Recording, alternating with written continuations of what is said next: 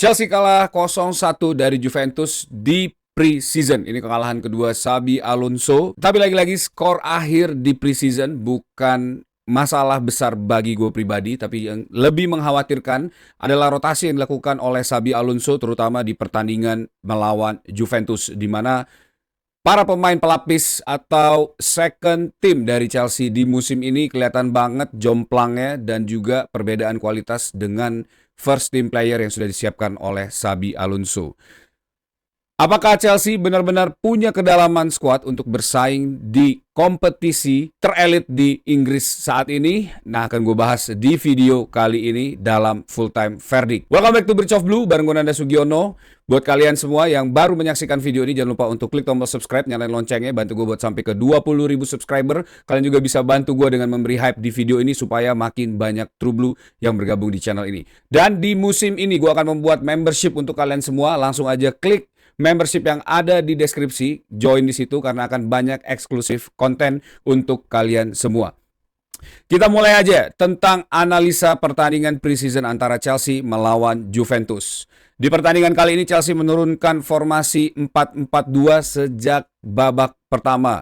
Jorel Hato dipasang di sebelah kiri, Tosin yang menggantikan Colwill ya karena ada cedera ringan akibat impact dari pertandingan melawan Spurs.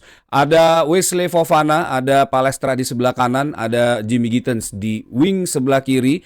Nicole Jazuli, pemain muda yang dimainkan di pertandingan ini cukup memberi impact yang positif di awal pertandingan. Moses Caicedo yang kembali lagi dipasang sebagai pemain utama di lini tengah Chelsea dan juga Giovanni Quenda, pemain muda yang baru debut secara official di preseason ini bersama Chelsea. Joe Pedro di posisi striker bersama dengan Danny Welbeck yang dimainkan juga untuk pertama kali sebagai pemain Chelsea di preseason kali ini. Secara build up play dan permainan, formasi dan juga apa yang ingin ditunjukkan oleh Xabi Alonso ini mulai terlihat secara terang benderang di pertandingan kali ini.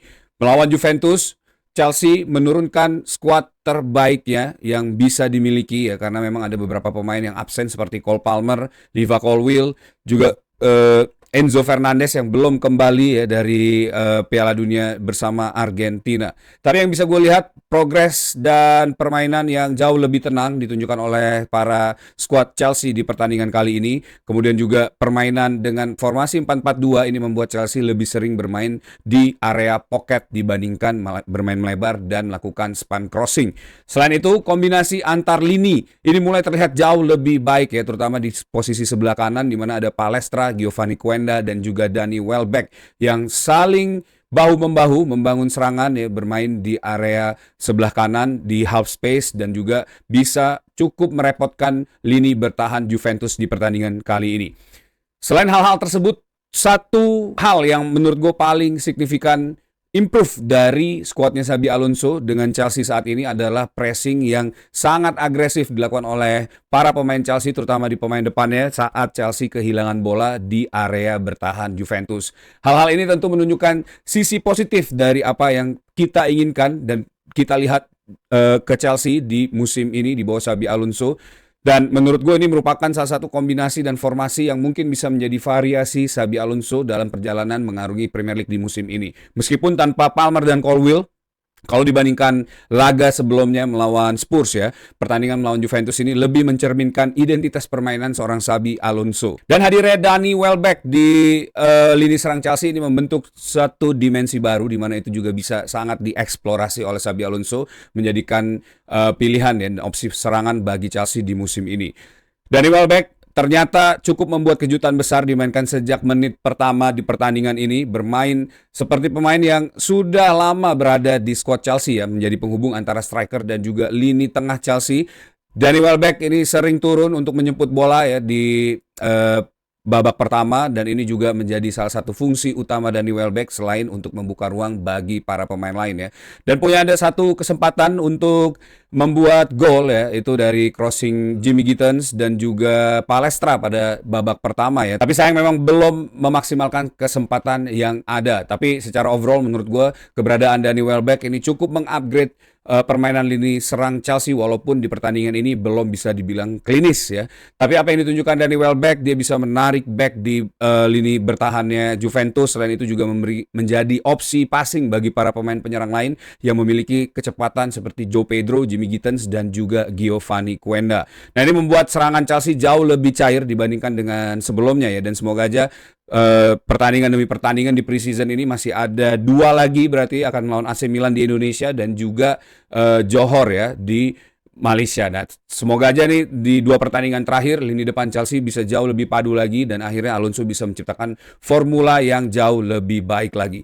Giovanni Quenda di pertandingan ini juga menjadi salah satu sorotan. Gue melihat ini pemain cukup ready untuk diturunkan di Premier League ya. Selain memiliki physicality yang baik, dia juga nggak terlihat gugup, berani duel ya, dan juga turun untuk tracking back membantu pertahanan. Selain itu juga ini yang cukup gua highlight, chemistry antara Marco Palestra dan juga Giovanni Quenda di pertandingan ini menurut gua berjalan dengan sangat baik ya. Walaupun Quenda masih terasa sangat mentah ya, masih terasa sangat raw untuk terutama mengambil decision making, tapi apa yang dilakukan oleh Giovanni Quenda di pertandingan ini menunjukkan bahwa dia benar-benar pemain yang memiliki ceiling player yang cukup tinggi.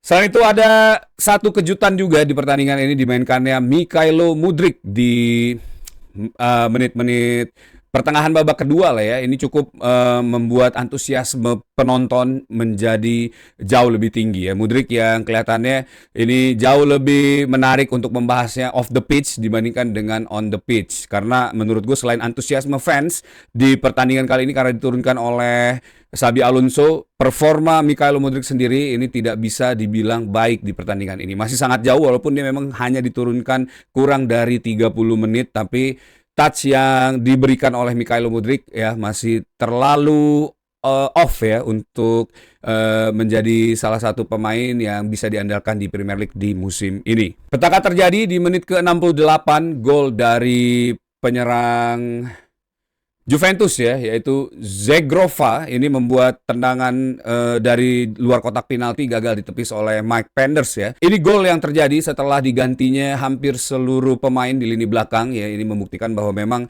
kualitas pemain pengganti di momen-momen seperti ini ya cukup meragukan gue sebagai seorang fans juga untuk melihat backline 4 yang dimainkan oleh Xabi Alonso sebagai pemain pengganti. Ada Mamadou Sarr di situ, ada Josh Achempong dan juga ada Anselmino ya yang dimainkan dan juga Mike Penders. Nah, ini begitu diganti Xabi Alonso di menit ke-66. Ini para pemain langsung terlihat seperti tidak memiliki kesiapan ya, memang secara teknikal dan juga pemahaman permainan kelihatannya nih para pemain harus banyak diberi waktu dan jam terbang ya, karena secara eye test kita bisa melihat perbedaan kualitas antara backline yang disiapkan oleh Xabi Alonso di starting 11 dengan backline pengganti ya yang masuk tidak bisa mengejar pace pertandingan ya, sehingga banyak momen-momen yang justru terbalik. Sebelumnya Chelsea selalu bisa menyerang Juventus, tapi setelah pergantian pemain ini para pemain terlihat agak sedikit kesulitan untuk gelling di dalam tim ya, menjaga tempo dan juga memberikan tekanan kepada Juventus. Dan kualitas backline yang dimainkan oleh Xabi Alonso sebagai pengganti ya, ini membuat gue bertanya-tanya apakah ini para pemain memang belum siap untuk bermain di Premier League di musim ini dan mereka harus dipinjamkan lagi ya untuk mendapatkan jam bermain dan pengalaman sehingga mereka bisa jauh lebih siap seperti di video gue sebelumnya tentang para pemain yang dipinjamkan ya, atau memang kita harus memberikan waktu lagi dan ada kemungkinan besar pemain-pemain ini akan menjadi bom waktu jika dimainkan oleh Xabi Alonso ya. Tapi coba terus pendapat kalian di kolom komen mengenai perbedaan kualitas terutama di sisi belakang antara first team player yang diturunkan di pertandingan melawan Juventus juga pemain pelapis yang dimainkan oleh Xabi Alonso. Di 2 pertandingan ini ya melawan Juventus dan juga Spurs ini terlihat perbedaan karena rotasi yang dilakukan oleh Xabi Alonso. Nah, ini tentu menjadi dilema apakah preseason ini untuk mencari kemenangan ya, untuk memboosting rasa percaya diri para squad Chelsea, atau memang untuk memberi pengalaman dan juga melakukan assessment serta membuat padu para pemain di preseason ini untuk mempersiapkan Premier League di musim ini ya. Kalau kemenangan lebih penting ya. Ini mungkin Xabi Alonso harus mengubah approach dalam melakukan pergantian ya. Karena di 2 pertandingan terakhir ini Xabi Alonso selalu memasukkan pemain itu lebih dari setengah tim ya di menit-menit yang sama. Nah, ini mungkin bisa bisa menjadi salah satu tombol reset bagi Chelsea karena memang pemain-pemain baru ini belum bisa berpadu dengan tempo yang dimainkan oleh pemain sebelumnya yang berada di atas lapangan. Dan ini terlihat banget kita benar-benar kewalahan setelah dilakukan pergantian pemain. 2 gol ya yang terjadi ini setelah banyaknya pergantian terjadi. Gol melawan Spurs itu di akhir-akhir pertandingan ya, dan gol melawan Juventus ini juga setelah seluruh lini belakang Chelsea diganti oleh Xabi Alonso. Nah, ini tentu menjadi pilihan sulit ya bagi Xabi Alonso, apakah mencari kemenangan atau justru menumbuhkan chemistry di dalam tim ya, jauh lebih penting di preseason ini. Dan kita akan lihat seperti apa nanti hasil dari preseason dan eksperimen yang dilakukan oleh Xabi Alonso sepanjang musim panas ini ya. Nah, karena ini gue masih di preseason, gue akan menambahkan aspek verdict di dalam pertandingan ini ya. Ada beberapa faktor yang mungkin gue nilai secara organisasi dan juga tim. Menurut gue build up yang dilakukan oleh Chelsea di pertandingan ini, terutama oleh first team player, itu sudah jauh lebih terstruktur dan jauh lebih sabar ya. Ini kelihatan identitas permainan Chelsea seperti apa di musim depan, dan menurut gue ini cukup baik dan akan gue kasih box berwarna hijau. Pressing ini juga meningkat pesat ya. Ini salah satu sistem atau tipe permainan yang naik signifikan di Chelsea ya, terutama di pertandingan melawan Juventus ini. Dan kalau ini terus dilakukan, menurut gue bukan nggak mungkin Chelsea bisa jauh lebih menyeramkan ya di Premier League musim ini. Dan akan gue kasih box hijau untuk pressing. Chance creation ini yang masih menjadi problem klasik bagi Chelsea ya. Masih kurang tajamnya di sepertiga akhir, walaupun banyak peluang yang mungkin bisa menjadi gol di pertandingan ini, dan akan gue kasih box kuning. Finishing ini juga sama, peluang yang belum bisa dikonversi menjadi gol ya. Dan ini menjadi perhatian besar bagi Xabi Alonso untuk meningkatkan individual technical skill set terutama bagi para pemain striker ya. Dan akan gue kasih box merah di pertandingan kali ini. Squad depth ini juga sama, rotasi yang dilakukan oleh Xabi Alonso menunjukkan jomplangnya kualitas lini first team player dengan pemain bertahan atau pemain bench ya. Ini tentu harus ditingkatkan dan akan gue kasih box merah di pertandingan kali ini. Secara chemistry untuk first team player ya, starting 11 yang dimainkan oleh Xabi Alonso menurut gue sudah bagus banget, terutama saat gue melihat koneksi antara Palestra, Quenda dan juga Danny Welbeck ya. Dan ini akan gue kasih box hijau untuk chemistry.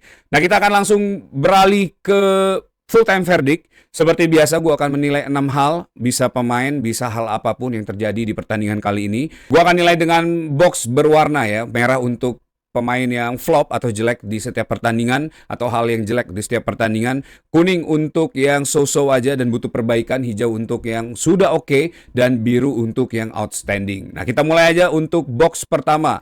Palestra ini akan gue kasih box berwarna hijau di pertandingan kali ini ya. Bermain dengan sangat baik, sudah menemukan ritmenya dan menjadi salah satu instrumen penting dalam bertahan dan juga menyerang. Nah, gue melihat secara kesiapan kelihatannya Palestra ini sudah bisa menjadi salah satu andalan Chelsea di lini bertahan sebelah kanan ya, untuk mengcover Reece James, bisa juga untuk menjadi pemain utama sehingga Reece James bisa didorong bisa ke depan dan melakukan variasi bersama Caicedo dan juga Enzo Fernandez ya. Secara technical, trackbacknya baik, terus juga physicality seorang Palestra ini bagus ya, dengan chemistry yang sudah terbentuk dengan Quenda dan juga Danny Welbeck ya, juga pemain tengah seperti Moses Caicedo. Ini tentu bisa menjadi nilai positif bagi Chelsea di musim ini ya.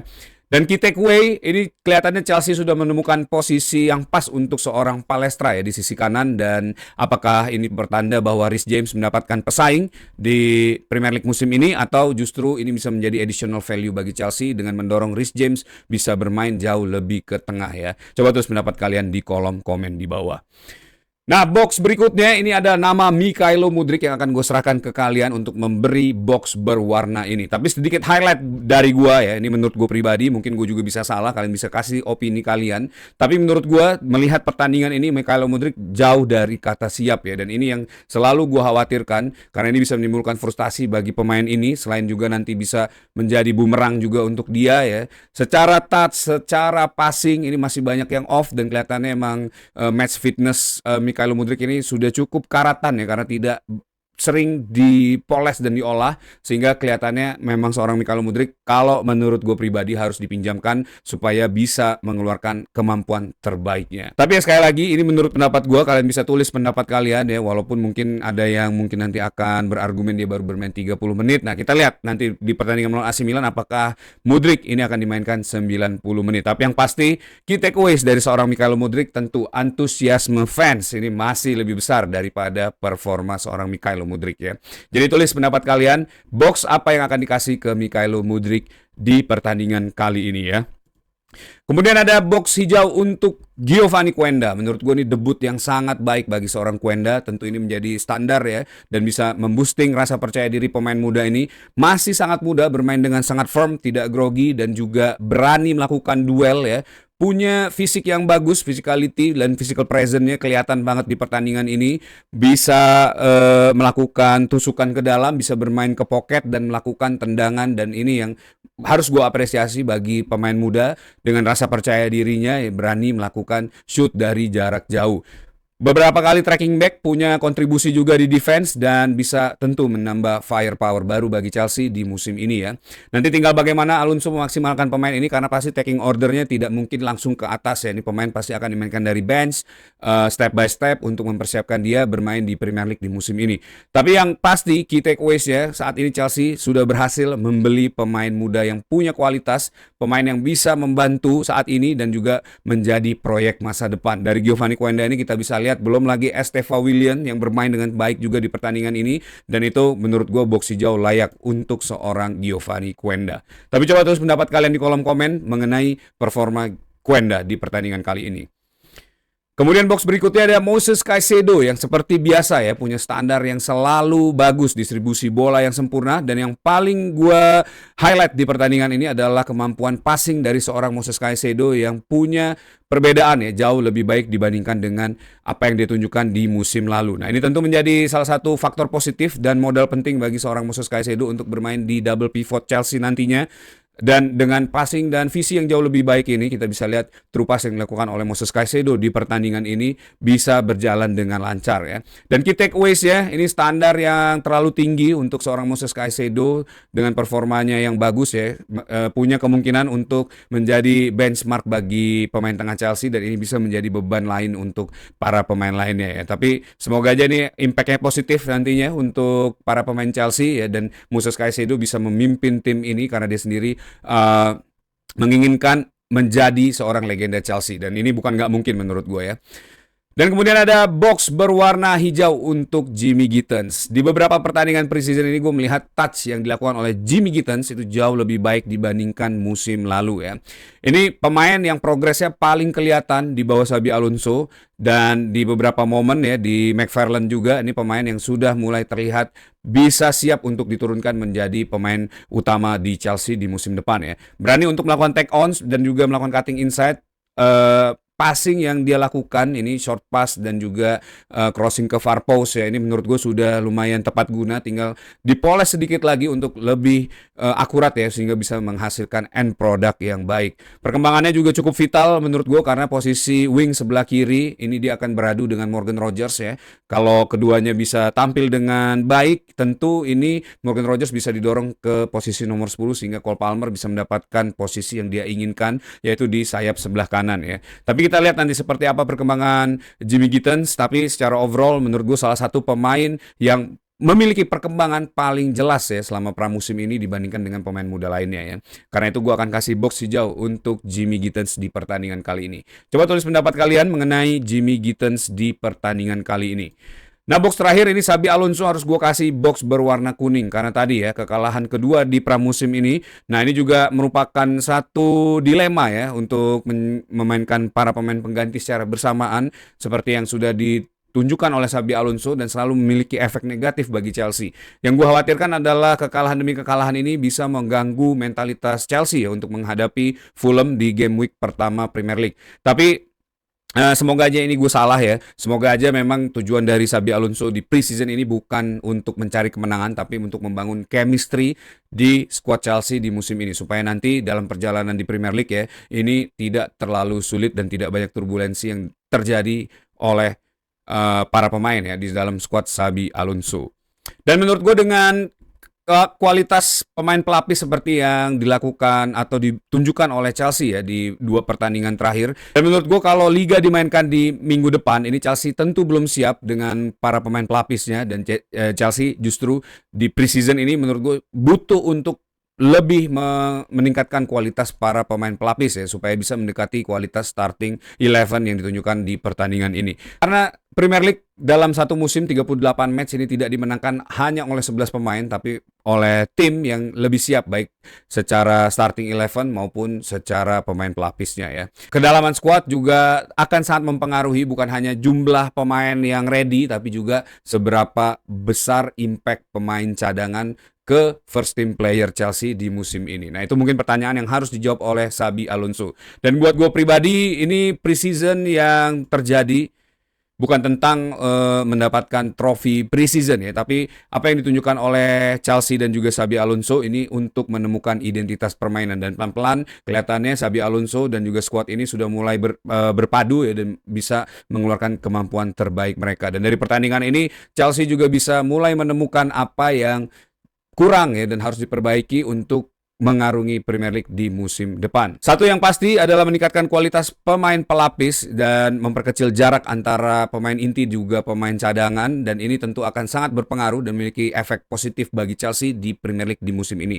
Tapi kalau masalah ini dibiarkan dan Xabi Alonso lebih fokus untuk mencari kemenangan di preseason ini dibandingkan membangun chemistry ya dan juga meningkatkan kualitas pemain pelapis, ini tentu akan menjadi salah satu bom waktu yang bisa menggagalkan Chelsea untuk meraih posisi terbaik di Premier League di musim ini. Nah, tapi coba terus pendapat kalian mengenai hasil pertandingan dan juga analisa ini. Apakah kalian punya pendapat lain? Langsung aja tulis di kolom komen di bawah. Oke, that's it video for today. Thanks for watching guys. Buat kalian yang suka sama video ini, jangan lupa untuk klik tombol like, share juga. Dan yang paling penting adalah subscribe channel ini, nyalain loncengnya, bantu gue buat sampai ke 20.000 subscriber. Dan jangan lupa untuk join membership gue, ada di deskripsi ya. Thank you buat kalian semua yang sudah menyaksikan video ini sampai akhir. Tetap dukung Chelsea. Once and always be blue, up to Chelsea.